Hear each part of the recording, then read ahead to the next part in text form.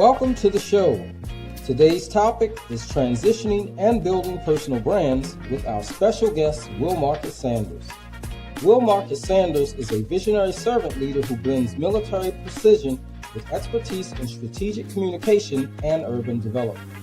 With a Master of Science in Communication and ongoing PhD studies in urban planning at Jackson State University, he leads Marcus & Company, a veteran-owned digital communication agency that elevates personal brands and minority-owned businesses through impactful social media and content strategies. A retired U.S. Army Sergeant and recognized scholar, Will is dedicated to social change and community upliftment. Honored with achievements such as the Benjamin A. Gilman Scholarship and international engagements like the Global Food Security Seminar in Colombia, he is driven to mentor African American males and launch a nonprofit addressing housing and community issues for veterans and marginalized communities. Listeners and viewers here and at home, please welcome our host, DrWhitty.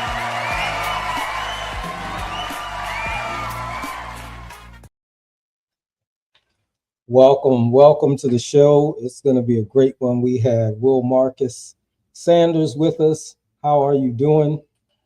Dr. Whitty, I'm all good. Appreciate the well welcoming. That was amazing. I wasn't expecting that. All right. But it's a good Monday.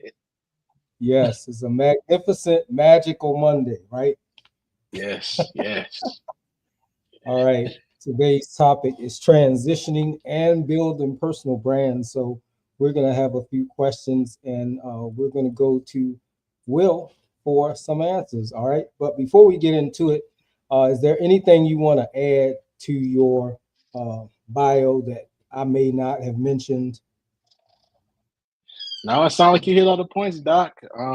I just, outside of everything that you said, I do have my podcast, Business and Bourbon, where I sit down and I talk to entrepreneurs, whether they're veterans, minority, women, whatever. I just expand and expound upon entrepreneurs and their story to their success.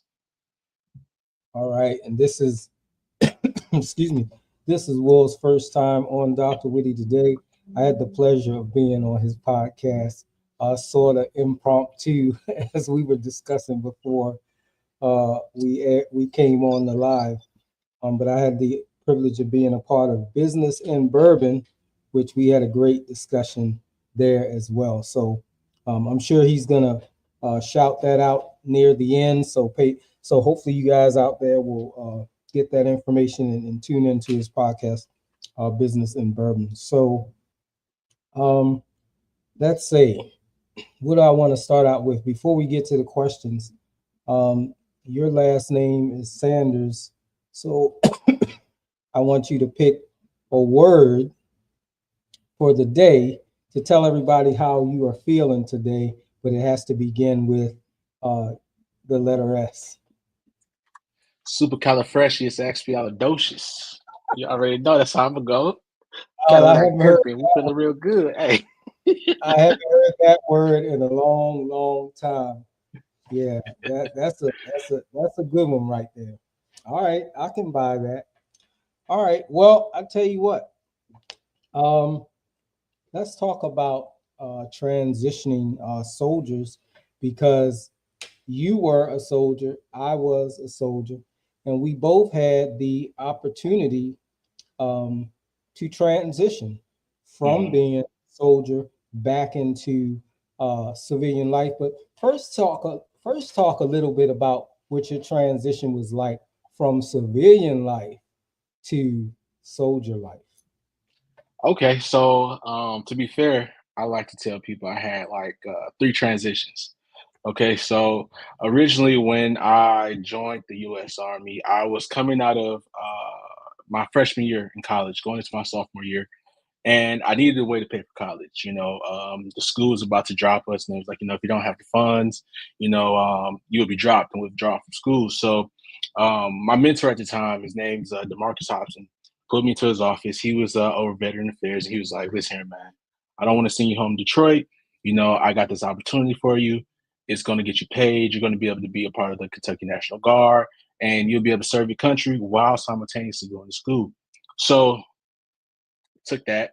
When I took that opportunity, I ended up going to Fort Jackson and Fort Lee for basic training and AIT training.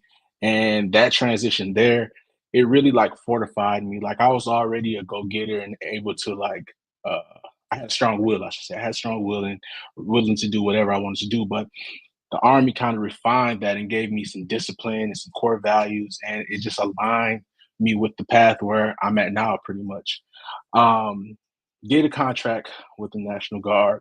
As I got towards the end of my 6-year contract with the National Guard, I was just coming back from China, and I was like, I don't want to sign another contract with the National Guard. However, the economy and everything is at a bad place. So what should I do?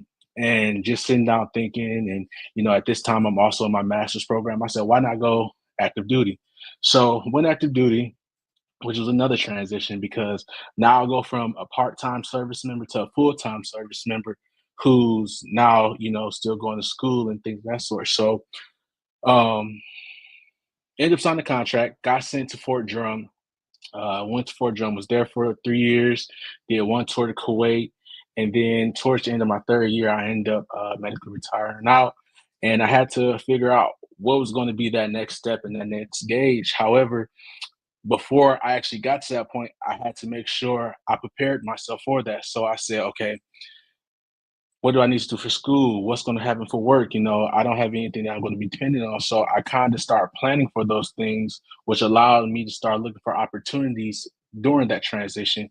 And then after I did that, I ended up figuring out school with Jackson State University. I went deeper into entrepreneurship, and I also worked as a federal planner. So that's pretty much what led me here in those transitions. All right, thank you. As you were talking, it just made me think of, I also started out, I didn't start out in the National Guard. Excuse me. I started out in the reserves, and I did about 2.5 years in the reserves. And I was actually just talking to one of my childhood friends about this because he asked me what made me transition from the reserves to do the active role. And I told him that I didn't like that part-time feeling. It was sort of like straddling the fence because you was in and then you was out, and then it was hard for me to grasp the totality of what I needed to do or become if I was only doing it for a weekend out of a month. And then I didn't like the whole, I got to cut my facial hair off and all that kind of stuff. So I was like, no, I think I'm going to transition, because if I'm going to do it, I'm going to be all in. I'm going to go all the way, or it's going to be nothing. So that's what happened. That's how I got into active duty. And I did 23 years of service. So, and then like you, I had to transition out of that mindset or mode or what have you. I had to transition back over into the civilian side, which can be completely different. And there are things that you have to be prepared for, which sometimes soldiers are not adequately prepared. Sometimes because of their own lack of preparation, I would say. So, but we'll get into that a little bit as we talk about some of the questions that I have here. So, when you transition from the military back into the civilian role, I imagine, like most of us, that there had to be some sort of identity reformation. So, if you're talking to soldiers that are making that decision to transition, whether it be voluntary or involuntary, how can soldiers redefine their identity after military service? And what impact does this identity shift have on forming an authentic personal brand if there's somebody that's going to try to move into entrepreneurship? Well, first of all, I'll tell that soldier, don't recreate the wheel. Any and everything that you want to do has already been done. I mean, you may have a different outlook or a different aspect to how you present those things to the world. However, there's somebody that has done this. And when you're looking at that and you know who you and what you want to be, you need to figure out that mentor or that person that you want to kind of I don't want to say copy, but replicate. You want to see what they did and how they figured out their success, and you want to figure out how your success aligns with that. So, prime example, I want to be a doctor. I decided to go to Jackson State. My mentor, his name's Alvin Level. He's a doctor as well, but he's a doctor in education. I looked at the steps that he took to become a doctor, and I applied those steps to my life. Also, I applied, he's an entrepreneur as well too, so I applied the steps that he did as an entrepreneur to figure out how can I replicate that for myself. Once you figure out those things, you have to make a plan. You make that plan and you got to stick to that plan. Now, I don't know if everybody's a believer of Jesus Christ on here, but God has a funny way of like throwing curveballs at us. So that plan that you have may not be the exact plan that happens in 3 to 5 years or whatever time frame that you have. However, as long as you stick to that plan, you have an idea of what you want to do, it'll keep refining and it'll keep developing until you get to that point where you think it's okay, but you're going to still keep going because it's never an end point in entrepreneurship in life, anything like that. So you're going to just keep refining and keep developing and figuring out who you want to be and how you're going to become that person. All right, thank you. I like how you mentioned goals because a lot of times, people don't set goals. And as you mentioned, the Bible, even the Bible tell us, hey, write Write it the vision, down. make it plain, so the people who look at it and read it can run with it. And so, and that applies to us, first, because we can't, let's say we both are entrepreneurs, but if we can't believe in, the vision for our own brand, Mm-hmm. we certainly can't get anybody else to believe in it. So we have to believe it first, and then we have to be very creative and strategic when we bring others on as well. Um, I was listening to a podcast today, and I thought it was awesome that the person said that, and this goes with goals. They say that your future must be designed, um, because when we design our future, and that's just saying you're setting goals and you're making a plan, right? Mm-hmm. Um, Most people don't design their future; they just hope for one, and so facing the future for them, um, they face it with anxiety instead of anticipation. So when we make a plan and we write our goals down, we design our future, we look forward to it, we anticipate meeting those goals.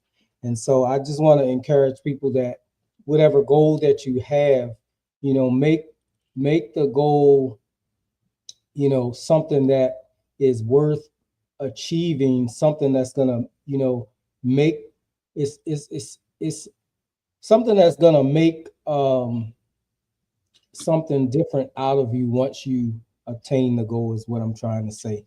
Just don't make any old kind of goal just to make it, but something that once you endure that journey, that is made a better person out of you. Want to know something, Doc, if you don't mind me adding on, I Go also ahead. want to add that, if you can't make those goals or you don't know how to make goals, reverse engineer goals. So, for example, I'm gonna use Denzel Washington. He's a great actor, right? Denzel Washington is a great person, and say, for instance, you still don't know how to create a goal. Using AI and things of that sort, you're able to recreate the goal that you want to do. Say, like, Denzel Washington is successful in WXYZ. How did he do this? What are the things, what are the steps that he took to become this person?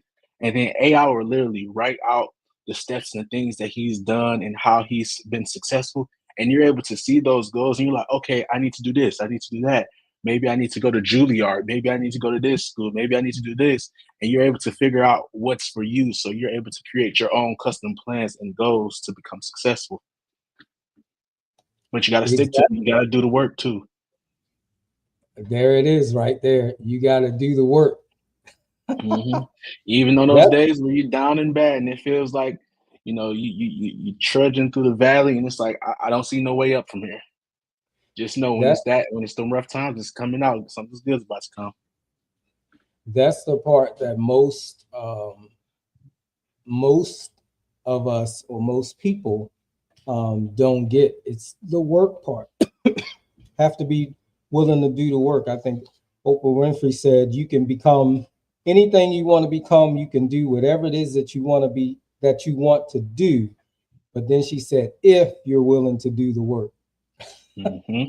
That's it. So And that's it. Oprah is Like a great testament to that. exactly. She went from being on the news to have her own network.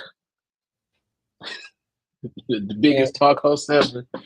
And all while everybody talked about it and still talk about it. Mm-hmm. I agree. But that's okay. So here's the next thing. Being in the military, when you transition, you've got to be able to leverage transferable skills, and you got to know how to communicate those skills, because in the military we have what we call a military occupational specialty, aka MOS, and a lot of soldiers don't know how to translate what they did in the military over to civilian life. But there's a lot of programs out there. As a matter of fact, when you go through transition, I don't know what they call it now, but SFL TAP. SFL TAP, so they still call it Soldier for Life Transition Assistance Program. Mm-hmm. All right, so that's what it was when I was going through. But I know for a fact that when you go through that program, they teach you how to do all this stuff. But what I know, I used to work for the program, and what I learned was that a lot of soldiers were not actually taking the program seriously and wasn't paying attention, because I would tell them, pay attention to this, because you are the ones that are going to come back to me later crying about you don't know how to write a resume, or you don't know when your check is coming in the mail or whatever, because you're not paying attention. Some people would sleep, some people would show up and then sneak out of class, whatever. But getting back to the point, they have to know how to translate their skills over, and many don't know how to do it. They'll fill out resumes and they'll put, I was a sergeant or sergeant first class, or they'll speak in military lingo, and most civilians, unless they have been affiliated with the military, they don't know what a SGT is or SFC, or they have no idea. So you have to be able to say, like, say for instance, you have to say, if you was a first sergeant, you might have to say, I was a personnel manager. Mm-hmm. That's a way to translate it over to civilian language. But a lot of people don't know how to do that. So what are the most critical military honed skills, such as discipline, leadership, and resilience, that can be repurposed to establish a strong entrepreneurial brand? So I think everything that you said, it's a lot to unpack there. So the first thing I want to talk about is that transition aspect. When you're transitioning and you're trying to figure out how to transfer those skills, you pretty much need to break them down to the most basic point and be able to rewrite those. So, for example, and I thought you were going there to give it to you, like a squad leader. Most people outside the military that just never done any service does not know what a squad leader is. But when you're writing your resume, what does a squad leader do? A squad leader has a team, and that he manages a team. It may be like 3 soldiers, it may be 5 soldiers. So ideally, you're a manager, or you're a manager of people, like those 4 to 5 people, and you pretty much make sure they reach their daily tasks. So you're making sure that those things are met. So you break those points down, and then you say that in the most basic point. And then if you need help refining those, you take what you did and you just plug it into things like Google or stuff like that, and you ask it to help you to refine it. The thing with AI is even with that, it's so accessible to us now. Even if you don't know how to do it, there's no reason for you not to have it, because you can use those things. Furthermore, when you're actually having those skills like discipline, like maybe you say, I reported to work every day at 6 o'clock or something like that. You just take those tasks and say, what are the core values and the core things of that task? I'm disciplined. I make sure the job is complete. I make sure all tasks are covered. I do this, I do that. You're taking it and breaking it down to its most basic aspect, and you're taking all the military lingo out of there and just rewriting it for civilian world. So it's very easy. And even, and not to put this out to anybody, sometimes you can take your task and make them much bigger than what they are leaving the military, because you're able to reword them and write them and structure them for them to be able to be like, okay, you did this. Wow. I'm a manager and I don't even manage 5 people. Like, you're managing 5 people. Oh my gosh, this. But you're not really managing. You're just making sure they're in formation on time. You're making sure they're going to work to do their job. You're making sure their section in the warehouse or whatever is clean. You're just overseeing them, and they're grown adults, so they're doing what they need to do. So, yeah, that's all I'll say on that. Thank you. Thank you. Like No you problem. said, it's important to break it all the way down. And like you said, it's a lot of tools out there that help you if you don't know. But I would encourage people that are in the military to start with your transition assistance program. Like you Mhm. said, take advantage of it, but most importantly, take it seriously because it helps you in the transition process. I used to tell when I worked for them, I used to tell soldiers, don't wait till the last minute to fill out your VA paperwork or to go to Mhm. your appointments. Don't wait for the last minute about anything. Always make sure any paperwork that deals with your transition, wherever it has to go, follow that paperwork to its destination. Make sure that things are moving the way it's supposed to move. And those that listen to me um, didn't have a problem, and those that didn't, well, they'd be still sitting around waiting, trying to figure out what's going on. And I would tell them, didn't I tell you to listen? Mhm. So, long story What do I say? short, if you are in the military, even if you're not, but whatever transition, pay attention because the people that work for SFL TAP are not there just to feed you a bunch of information or that's bogus. They're really there to help you out and make your transition a whole lot smoother. So I, Mhm. for one, can attest to it. I was a part of the team that presented information, and I was even though I was a part of the team, I also had to go through it myself when I had to transition. So I know that it works. I will say those resources are invaluable too. And if you pay attention, they give you resources for you to be able to, every stage of life, be able to find things that can help you. Even if, like, say, for instance, you had different tracks. Like, I think when I was leaving, I did the entrepreneurial track. However, you had an education track, you had like a retirement track for people that's been in the military over 20 plus years or whatever. There are so many tracks you can do. And if you do it right, you're able to have this bucket of resources that's going to take you and you're able to use like over your whole life. Furthermore, make sure you get those resources past, once you do transition, there's other resources that you're able to get. I'm still using resources. For example, I use the boot camp for veterans at Syracuse University is IMVF, and you're able to go and you learn about entrepreneurship and things of that sort. So there's resources for veterans and people that's living in the military that you can always use. But a even greater point, I usually say CYA, but I'm gonna say CYB. Cover your butt, because listen, I'm very stickler about my information. Like, I make sure things get to point A to point B, and furthermore, like with the transition program, you can probably get that done in the course of 2 months, but you can start it as far as like 12 or 18 months out from transition. On day one of that, I started my transition. I went to some of those class twice, 3 times, just to make sure I had to understand it and I got all the resources that I need to make sure my transition was correct. So that's what I'll say. Is the track you took, is it still called Boots to Business or did they change the name? I think it was just the entrepreneurial track for the SFL tap. But Yeah. the Boost to Business, they do have a Boost to Business class that you can take as an entrepreneur in the SFL TAP classes. Okay. That's what I did. I took Boots to Business, and that was basically for people that were aspiring to be entrepreneurs. So I just thought maybe they had changed the name. But if it's still Boots to Business, I would definitely encourage soldiers that are transitioned to it's well, I think it's good even if you're not planning to be an entrepreneur. If it's Mm-hmm. offered to you, I think you should take it because you never know if you might change your mind and decide to use that information. So I thought it was well worth it. I still have the information and the books today.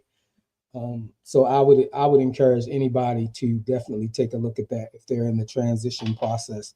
Now, tell me, Will, how was the cultural shift from coming from the military to back into civilian life?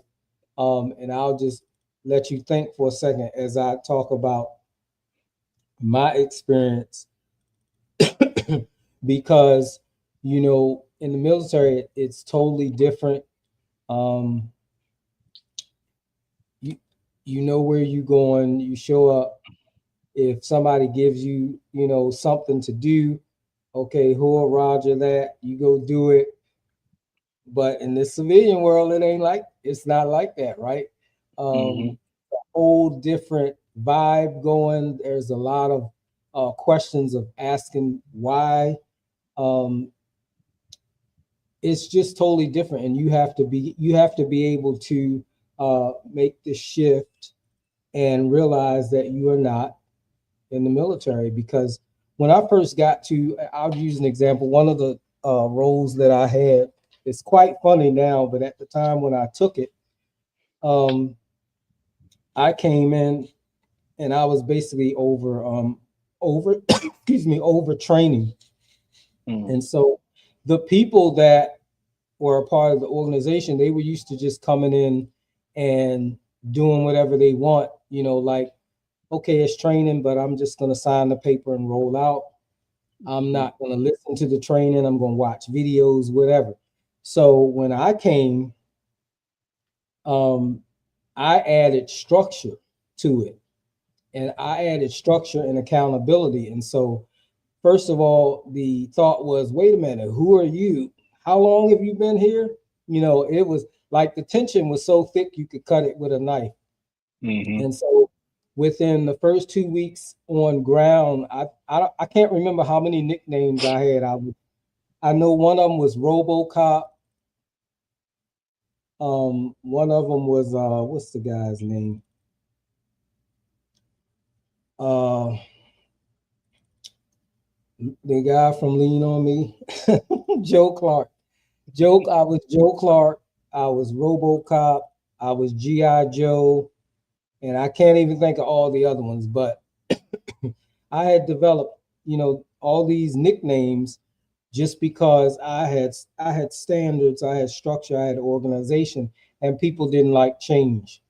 Mm-hmm. Um, but the funniest thing is, and then of course I was told, well, this is not the military. But that wasn't really the point. The real point was that people didn't like change, and of course they didn't like change coming from somebody new to the organization. So, make a long story short, it's hilarious today, but I'm affectionately called Joe Clark, and all those people, love me. And then when I actually left, well, actually, when they found out that I was leaving, they were telling me, Joe Clark, where you going? I said, I don't know where I'm going. You heard something I didn't, but they said I couldn't leave yet. I said, why? They said, because we're not ready for you to go yet. So I say that to say, what was your transition like? Did you encounter anything when you joined organizations? Did you encounter anything such as what I talked about, or did you just make a seamless transition over from military to the civilian world? I'll say yes and no. And when I use this next word, I don't want to offend anybody, and I want to apologize ahead of time. But what I want to say with the transition, both active duty and to the civilian world, I called it different stupids. and I'm using that like a kid, like fairly, like it's like transitioning from civilian life to the army. I was always a question of why. Like, why is this? Why? Like, explain to me so I can understand.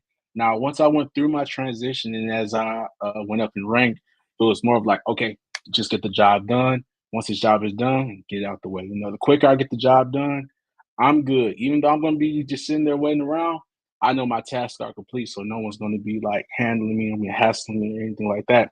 So when I had that mindset and switching back into the civilian world, it's like tasks that usually take people like, a week span, I'm able to get it done in like 2, 3 days, maybe even a day, depending on what the task is. And they're like, why are you working so fast? Why are you working so hard? What are you doing? I'm just trying to get my job done. And it's like I shoot real quick. If I understand it, just break it down to me. I'm gonna get it done. Here you go, the product. Now, other people, they like to lollygag, take the time. And I'm like, oh my gosh, that's like, come on, hurry up. And I'm more of like fast, upbeat, like get the job done. And just in that aspect, I had to understand like how I have to pull myself back and be more reserved and be more relaxed and actually work with the workflow of things. Because even when I was getting my job done, say for instance, I'm waiting on somebody else that's on my team that has to complete another part of the project. It's like now I'm asking them like, where your part at? And they're like, oh, I didn't get to that yet. So I'm like, okay, I just have to slow my roll and I can't work as fast as I think I should be. I have to, build a medium pace, and I have a nice, cool pace. But like when I'm doing stuff on my own business, I'm still high speed. Got to get it done because time kills, and I learned that in the military. So yeah, or speed kills, I should say. Yeah, it's one thing about time is we can't get it back, right? I agree. All right, so I think we all experience some anxiety, some transition anxiety. So, talk to us about what type of mindset that you had or that you had to have when you were making that transition. Okay, so this is the first time I'm sharing this with anybody, and I laugh, and it's not funny, but I had the biggest anxiety of like being homeless and like disrupting my family and making them think like I was like the failure of the family. So like I used to like before I actually transitioned, and even once I transitioned, I went to go stay with my mom for like 2 months as my transition was finalizing until I moved into my space. But it was like I was scared. I was actually like petrified, like, oh my gosh, I gotta get a job. I gotta figure out what's next. I gotta do this. I gotta do this. I gotta do this. I gotta do this. But that anxiety also is what fueled me because it was like, okay, these things, these tasks are on me. I do have to do all these things. However, I use like a cutter method. It's like, let me break these things down to small chunks and then finish it because you can't figure out everything on one day. You can't figure everything out in one swing. Maybe something you're thinking about, like, oh my gosh, I got to make $1 million. Yeah, you don't need that tomorrow. But what you do need tomorrow is figure out how and where you're going to live at, where you're actually going to sleep at, where's your next meal coming from. So break those things down into like small chunks. Even though it's a lot of things, write them down. Start crossing them off. And then before you notice, you're going to be like, dang, I actually completed all this stuff. I was stressed out about it yesterday, but, I'm crossing it off and I'm getting these things completed and I'm achieving greatness. So it's like, that anxiety, allow it to fuel you, but you also got to learn how to manage and control it. Like when you're feeling anxiety, write everything you're anxious about. When you start writing it down, you're able to make a plan. We're going back to this plan again. Those plans, they work. You're going back to a plan. You're going back to goals, and you're going back to being able to see like what's the big picture, and then how can I narrow it down? How can I get focused, laser focused in, and make sure I get these things completed? Exactly. You can't trust your mind all the time. So you gotta Listen, write Doc. it, write it down and go back to it, like you said. Let me show you something. Go ahead. I still write things down to this day. This is on my desk right now. All these papers right here, front and back. I still write things down because I'm like, okay, let me figure this out. Something else new comes, let me write this down. Let me figure it out. and I write it down. I have so many things. I'm always jotting down notes and things. Like that's the only way that you're going to be able to get it done. You know what's funny is I can remember what I write. I'm less likelier to remember what I text. Mm. So, it's really interesting, but that's another conversation, and I won't go there. But I like that, because you wrote it down. You can go back and you can look at it, and you can also commit it to memory because you wrote it down, you saw it, and as you see what you're writing, you're actually, it's actually in your mind. So you can use those as tools when you're, going as you're developing yourself as an entrepreneur. You go back and you say, oh, I remember I wrote this piece of information down, and it's right there. So it's good. It's just like journaling, if you will. Now, I'm not the greatest journaler. I'm not gonna fib about that. I'm trying to get journaling down. I've been doing it. I'm good for maybe like 2-3 days, but then after that, it's like it kind of withers away. And then I pick it back up and I said, man, I was supposed to journal about a month ago. Gee. It's almost the same thing. You just do it in a different way. You don't have an actual book, but you just have pieces of paper everywhere that you write stuff down. So it's kind of the same thing, but I get what you're saying.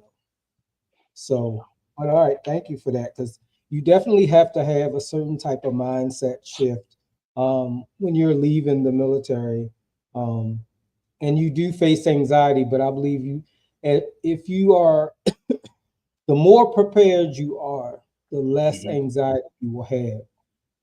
So we'll pause right there. We're going to go to a commercial break. Those of you listeners and viewers that are out there, I hope you're enjoying the show so far. Don't go away. We'll be right back with Will Marcus Sanders.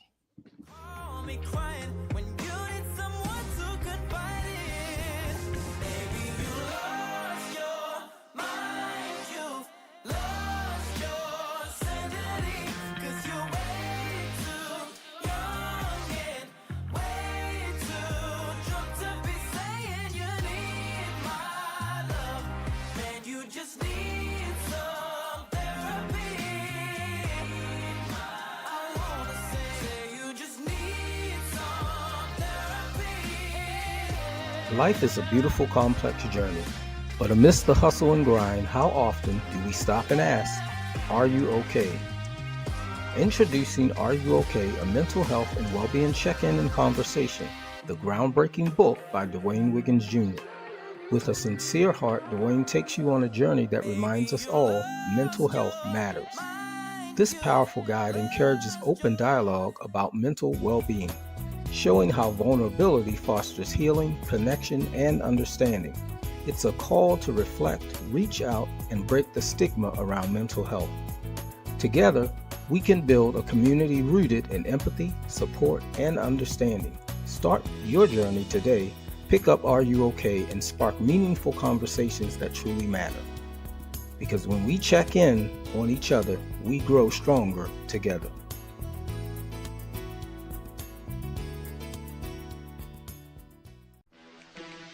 Duke Got Life is a powerful testament to the strength of the human spirit and the enduring quest for justice. At just 20 years old, professional boxer Charles Duke Tanner had the world at his feet with an undefeated record of 19-0. However, faced with the harsh reality of providing for his family, Duke took a devastating detour into drug dealing, leading to his conviction for a nonviolent drug crime and sentence of 2 life terms.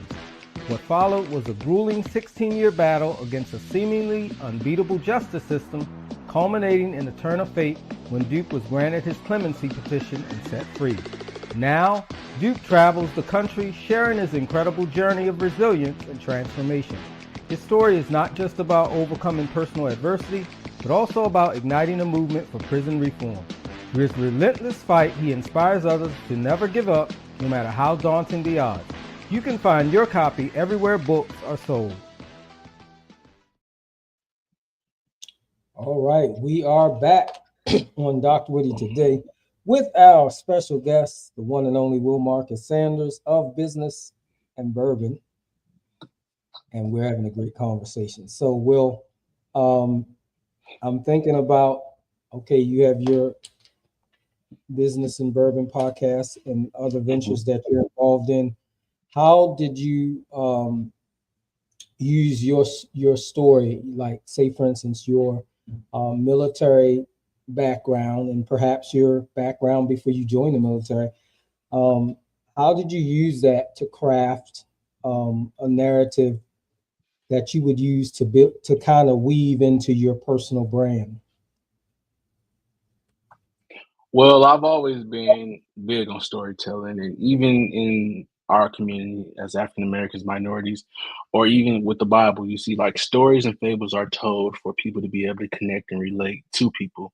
So just in that, I've always thought like, what's my story? Who am I? If somebody was asking me, what's my 30 to 60-second pitch?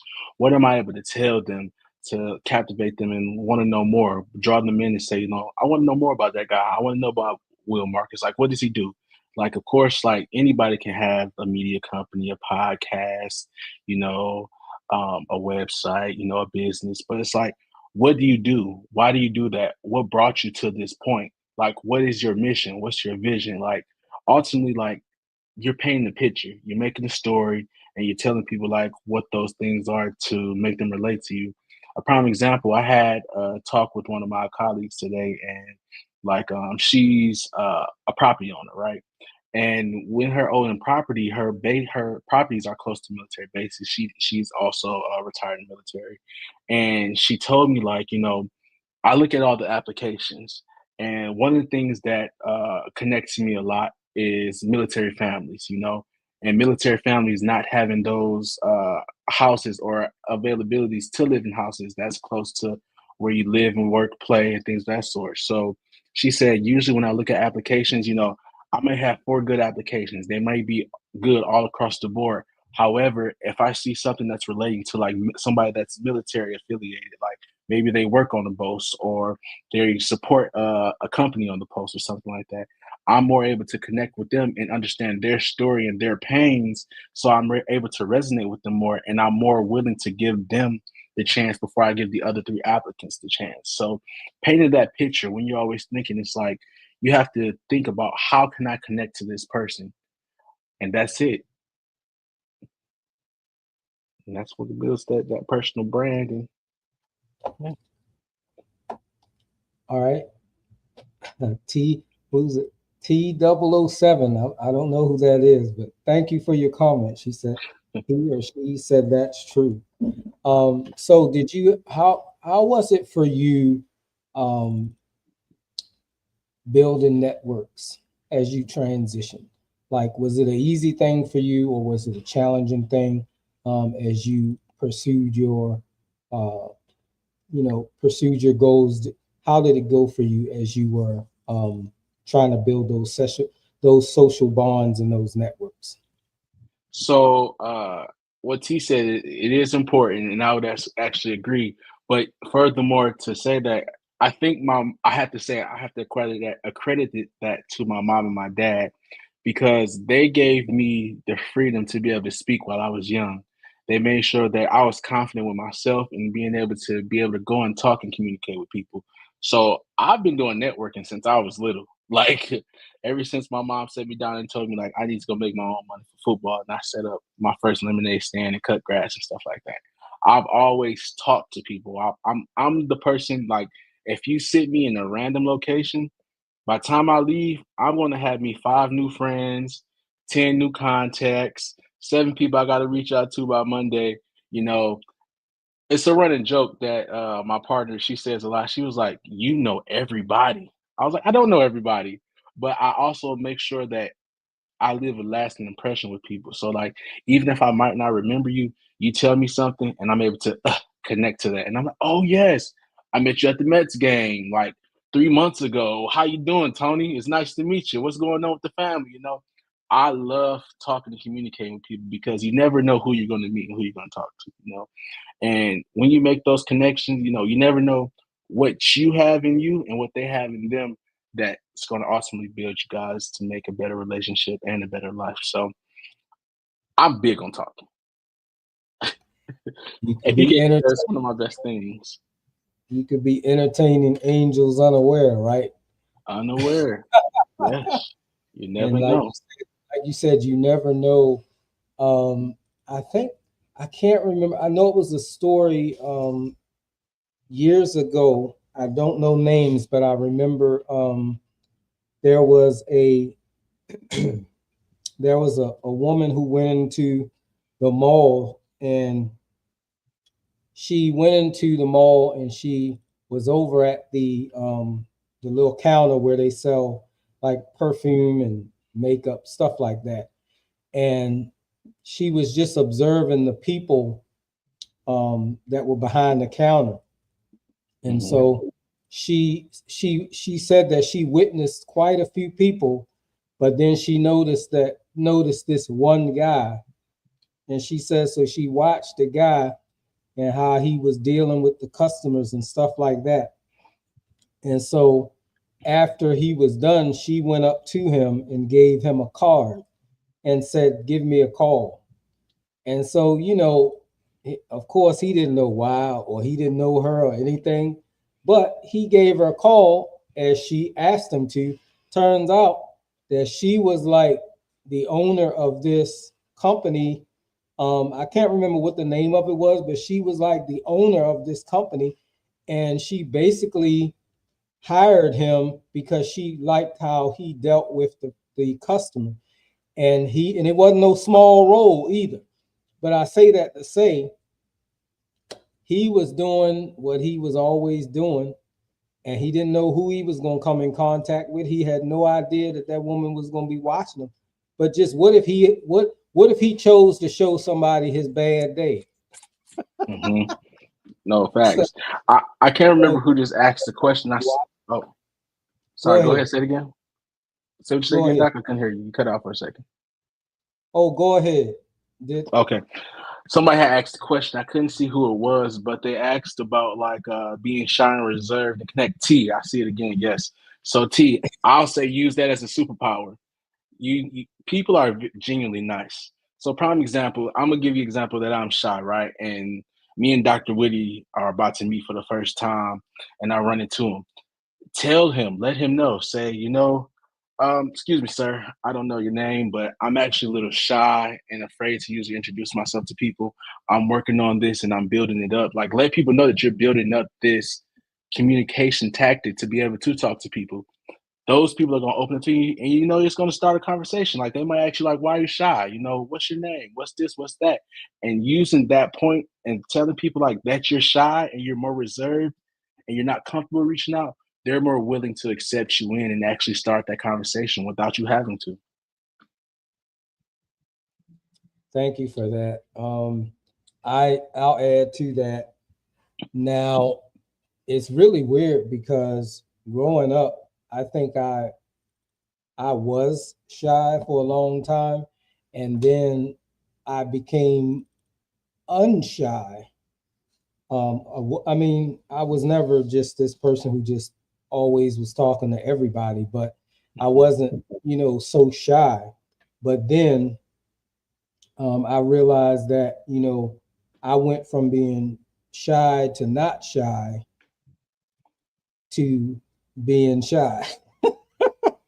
And a lot of that was just it just stemmed from things that happen over the years, and how you go through different things, and then you know there there are people who lift you up, and then there are people who tear you down, and then you have to make sure that you don't allow stuff like that to uh, stop you from being who you are. Hmm. So I'll say for me, I think I had went from shy to not shy to shy again. So I'm to the point now where I'm trying to come back out of it and just, be more open when I'm around, people that I don't know, because I can tend to be like, I'm not like standoffish or anything like that. But if you're one of them people that um, would think that because I'm not talking that I'm standoffish, then I might appear standoffish to you. But for the most part, I love to have conversations. I love to connect. And what I often tell people is if you're finding it difficult to connect with a person, it's real simple, because all you have to do is think about any relationship that you have, and you think about how you connect with that person. And if you know how you connected with that person, I tell people all you have to do is find something that is a connector to you and whoever it is that you're trying to have a conversation with or relationship with. And once you find it, you will connect. All you have to do is try. And sometimes, depending on who the person is, it may take you more than one day or 1 week.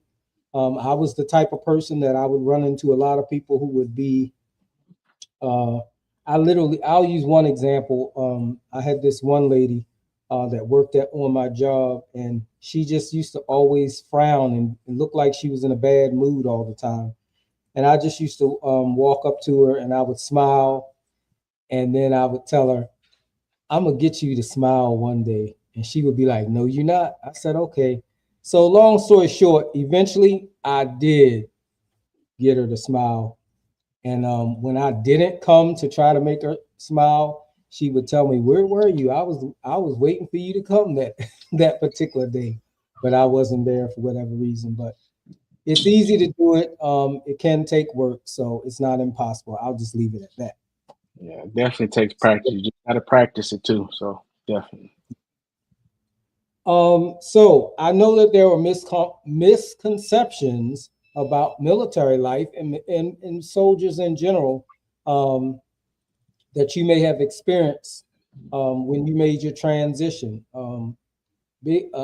Biggest misconception: soldiers are rich. No, and some of us are, right? But people have a lot of different misconceptions about people in the military. People in the military lazy, whatever. What misconceptions have you heard or that you might have experienced it as you transition from military to civilian life? And how did you deal with those misconceptions?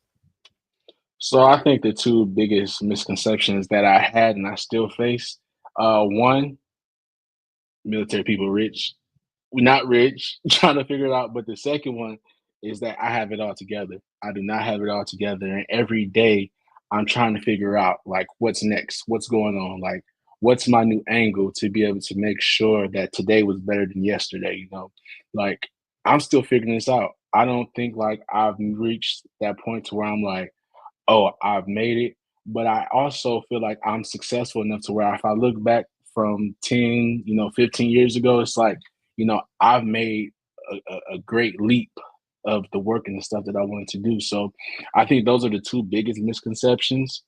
Um, yeah, I don't think I have any more. If I do, I have to send that back to you, Doc. But those are the two biggest ones. And, everybody not rich. Everybody don't decide to, buy that like Camaro and stuff like that. No, I'm cool and I'm modest. I do not need all of that.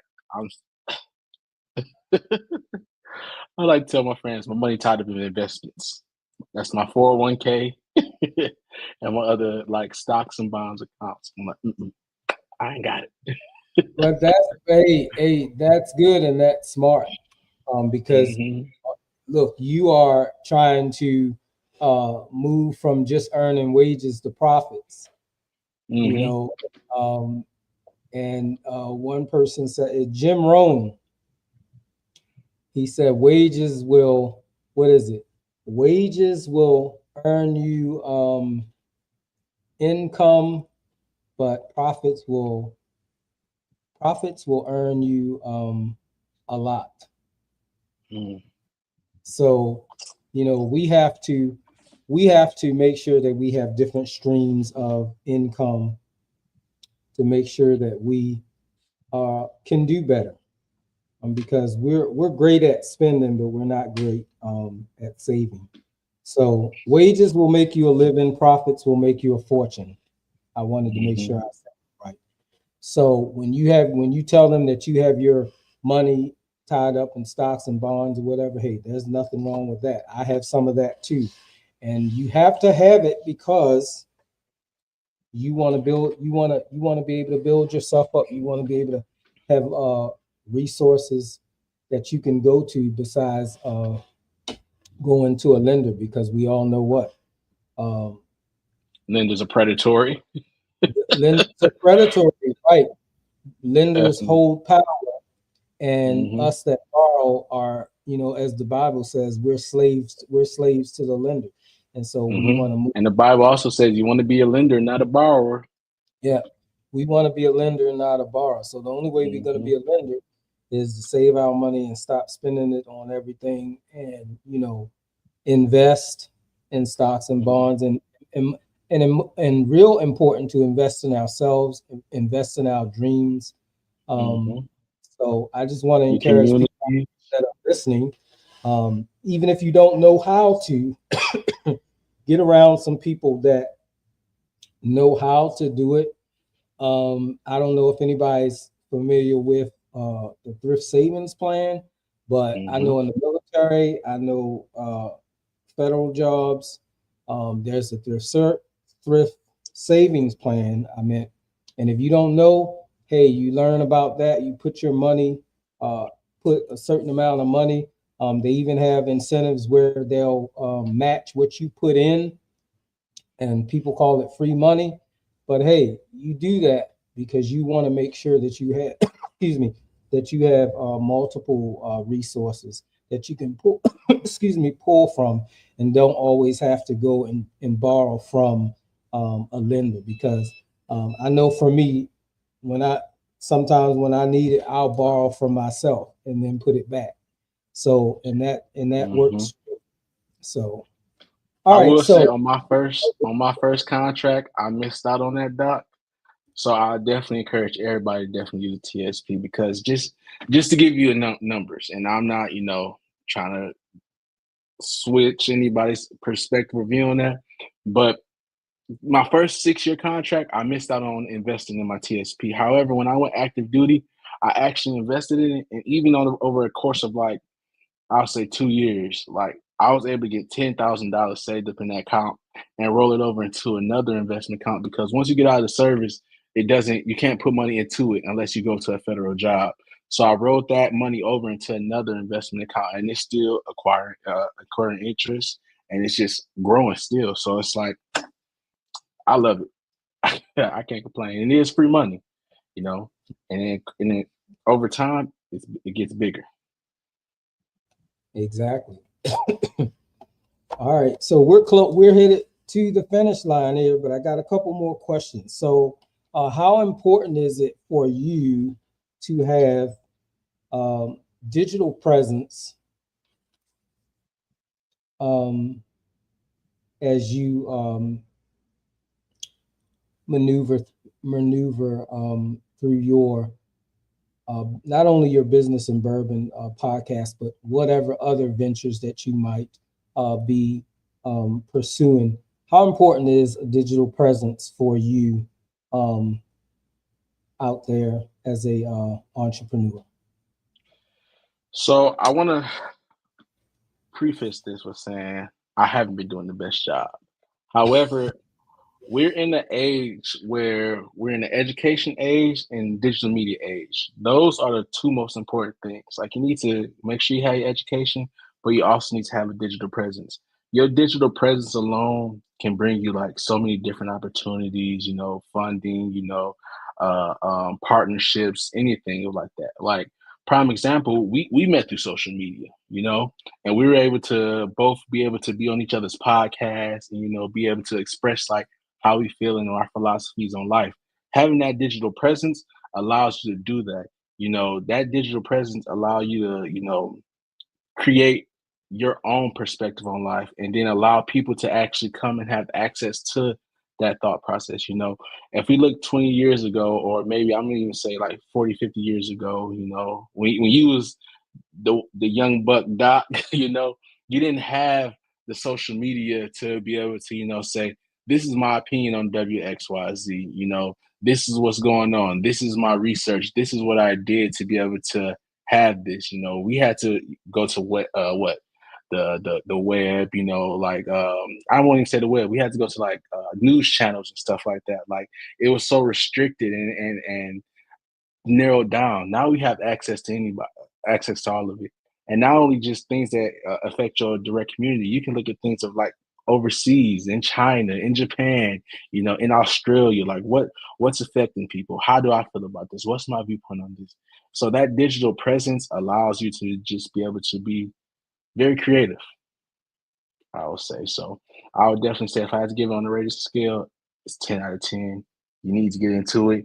And even with you getting into it, say for instance, people like me, I'm busy right now. If you understand having the digital presence, you can now monetize that and be able to build digital presence for people. So I'll say digital presence is very, very important.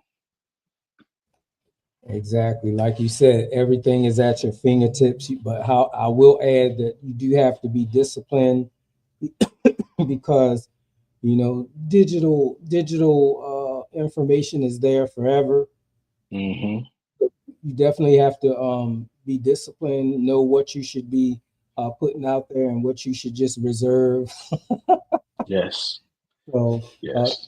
but like you said, we met on social media, and it's been great. So, I'm sure we'll do other things moving forward. So I look forward to that as well.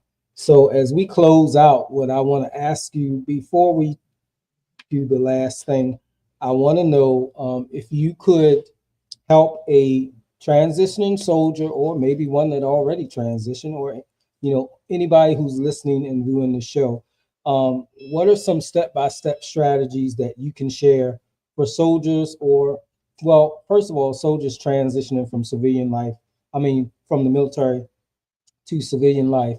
What are some actionable steps that you can tell them, or strategies that you can share with them to help them move toward building whatever venture that they might want to pursue as an entrepreneur? I got you. So first I'll say, and I'm gonna drop my Instagram later, but I haven't dropped this product yet. But Doc, since I'm here with you today and we good peoples, I have a PDF that I actually curated, and it's a transition journal. It allows people to actually have actionable steps to be able to transition from the military to civilian career. So just out of love for you, Doc, if anybody comes and follow me on Instagram and shoot me the message transition, I'll send you the link to be able to download that PDF. However, I'll just say make actionable steps. That's the smallest thing. Like at its basic core need, you need to make actionable steps and then you need to execute on those steps. Those are the two things you need to do. Make actionable steps, execute. Build a plan, understand where you want to go, understand that there may be some disappointments in that plan, but that isn't a setback or it's not telling you to stop. It's a way for you to be able to craft another avenue or way around that problem or obstacle. So just keep working on it. And I'm telling you, like every day when you wake up with a plan and you make things happen, you'll be surprised where you're at in like a year's time, 10 years. All right. Last question before we close out. How we know in the military you had to build emotional resilience. You had to be adaptable, all that type of stuff. So how does the resilience that you learned in the military service, how did that create a foundation for a powerful personal brand? I think it's simple as the word resilient. You got to be able to bounce back. Like I think I've probably got 5 times as many no's as I do yeses. But those no's are the things that actually refine like my next steps. Like I don't take no as like my dream has been crushed. I take no as if, okay, the thing that I presented at this moment is not ready yet. It's not able to go to market yet. And that's how like I have the mindset that I just need to keep refining it. I gotta keep developing it. I gotta find a new access point. Heck, I need to find a new network or somebody to actually present this to. So I think just being able to be resilient and bounce back from anything is like the biggest thing. And even in those times where things are going as planned, just know it's light at the end of the tunnel. It's coming. It might not come when you want it to come, but it's coming. Trust and believe. All right. So no might not mean no forever, just no at this time, right? Or In from other that words, person. So yeah. it might be delayed but not denied. So hmm we have to be resilient because, like Will said, everything may not go as planned, and a lot of times things don't go as planned. But it doesn't mean that the plan's not going to work. So those of you that are out there, I hope you enjoyed the show on transitioning and building personal brands with Will Marcus Sanders. This is not going to be the last time that he'll be on DrWhitty Today. So I hope you guys tune in throughout the different episodes. You can watch more episodes on YouTube, also at www.drwhitty.org. We'll let everybody know how they can find you outside of DrWhitty Today. Well, outside of DrWhitty Today, you can find me on Instagram, YouTube. That's pretty much it. For Instagram, my Instagram name is at it's Will Marcus. I was about to say it's Will Marcus, but it gets a little confusing. So if you type in it's Will Marcus, you can find me personally. I do have Will Marcus and Co. also on Instagram, and that's where a lot of my business and bourbon and different photography and videography aspects of my business sit. If you follow me on YouTube, you can find me at Sergeant CEO, where you can go and look at the full episodes of Business to Bourbon. And for everybody that's viewing this, if you message me on Instagram, the word transition, I'll make sure I get you my transition PDF. So you'll be able to transition from active duty military to civilian life. Yep. And always be able to bounce back. Appreciate you. All right. I am DrWhitty. I can be found on Facebook, Instagram, LinkedIn, YouTube, NX, better known as Twitter. We hope everybody have a great day. We'll see you next time on DrWhitty Today. Thank you for tuning in to another episode of DrWhitty Today. We appreciate your time, and your viewership is the heartbeat of our show. If you enjoyed this episode, hit the like button, share your thoughts in the comments, and most importantly, subscribe. Your support keeps us going, and we can't wait to have you back. So hit the notification bell to find out each time we air live. Until then, stay curious, stay inspired, stay motivated, and stay tuned.